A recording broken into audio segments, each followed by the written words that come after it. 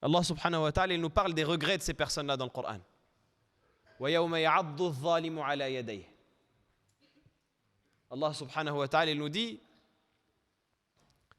et le jour où l'injuste mordra ses mains. C'est possible de mordre ses mains?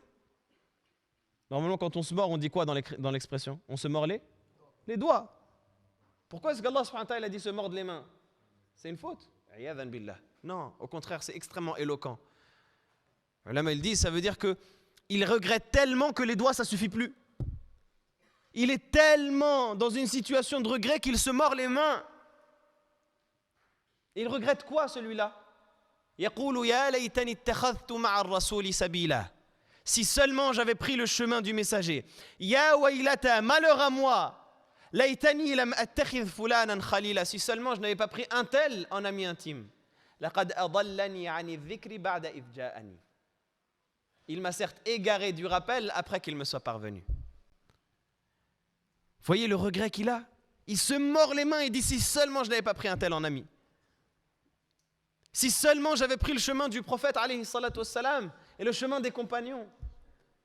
Et donc pour ne pas être dans cette situation de regret, ce tri il est nécessaire.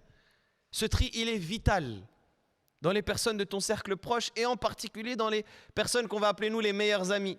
Ce qu'on dit en arabe l'akhilla, les amis les plus proches, les amis intimes, les amis à qui tu te confies, les amis à qui tu te livres. Et malheureusement aujourd'hui on a perdu ces valeurs-là.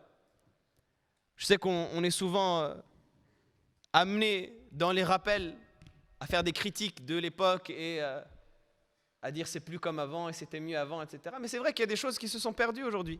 Et c'est une réalité, il faut les pointer du doigt. Aujourd'hui, on a une facilité déconcertante à se confier au premier venu. Sur des choses parfois qui relèvent de notre intimité. Et qui sont utilisées ensuite contre nous. Et parce qu'on ne trie plus dans ces fréquentations,